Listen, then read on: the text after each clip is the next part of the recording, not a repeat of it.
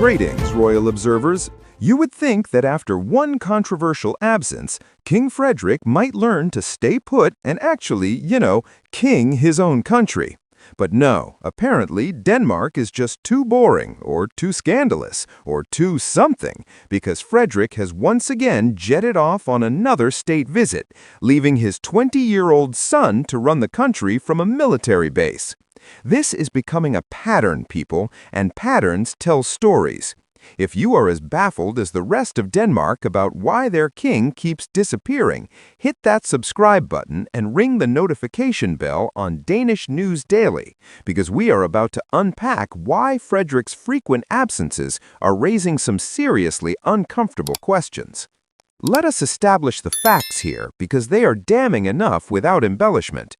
Frederik has been king for just over 2 years, and in that relatively short time, he has been out of the country on state visits more than any recent Danish monarch in a comparable period. We are talking Baltic states, potential future trips lined up, and now the big Australia visit with Mary. Now, state visits are part of the job, absolutely. Diplomacy matters, international relations matter, representing Denmark abroad matters. But here's the thing, so does actually being present in your own country, especially when you are still establishing yourself as a new monarch. The optics of this are absolutely terrible, and someone in the palace should have realized that before approving yet another trip. Denmark has been dealing with political challenges, economic concerns, and social issues that require royal attention and presence. Meanwhile, their king is playing diplomatic tourist, while his barely adult son signs legislation between military drills. It looks less like dedicated service and more like avoidance, and the Danish public is starting to notice. Social media is absolutely roasting Frederik for his frequent disappearances, with memes comparing him to a dad who went out for cigarettes and never came back. Here's where this gets psychologically interesting. Frederik has spent his entire adult life waiting to be king. Decades of being crown prince, of being second in line, of watching his mother reign while he prepared for his eventual turn. Then he finally gets the crown in January 2024 after that surprise abdication. And what does he do? He immediately starts leaving the country as often as possible.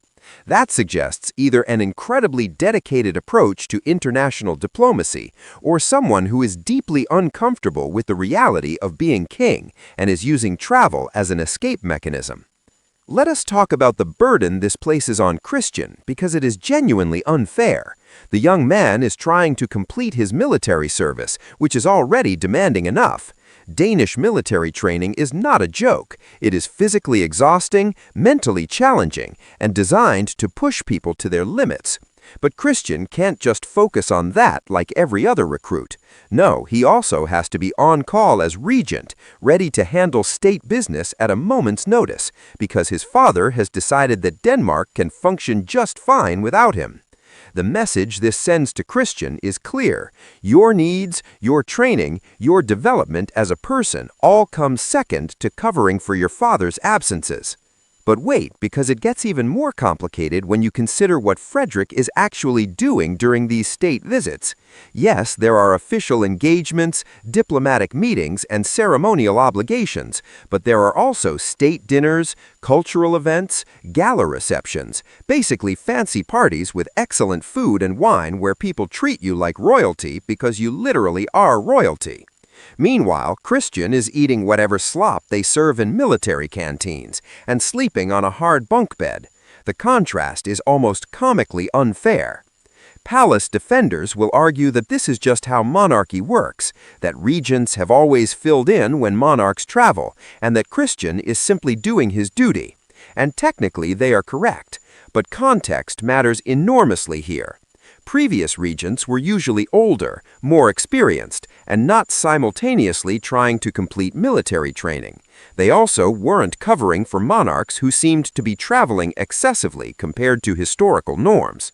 The situation with Frederik and Christian is unusual enough that it warrants scrutiny and criticism. Let us address the Mary factor in all this, because she's complicit in these absences too. As queen, she has significant influence over the royal schedule. She could push back against constant travel. She could insist that they prioritize establishing their reign in Denmark before gallivanting around the world, but she doesn't, which suggests either she agrees with Frederik's approach or she has her own reasons for wanting to be away from Denmark as much as possible. Given everything we know about the scandals and pressure she's been under, the second option seems increasingly plausible. The timing of these trips is also suspiciously convenient, and we need to talk about that. Whenever there's negative press, whenever a scandal resurfaces, whenever public criticism intensifies, suddenly there's an urgent state visit that requires Frederik's immediate attention. It's like clockwork. The Photoshop scandal breaks, and oh look, time for another international trip. Genoveva court case makes headlines, and suddenly there's vital diplomatic work to be done in the Baltic states. Either Frederik has the worst timing in royal history, or these trips are strategically planned escape routes from uncomfortable situations at home. Here's what really bothers me about this pattern. Denmark deserves a king who actually wants to be there.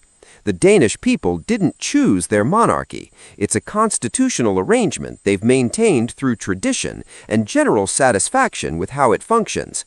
But that satisfaction depends on the royals holding up their end of the bargain, which includes being present, engaged, and visibly committed to Denmark.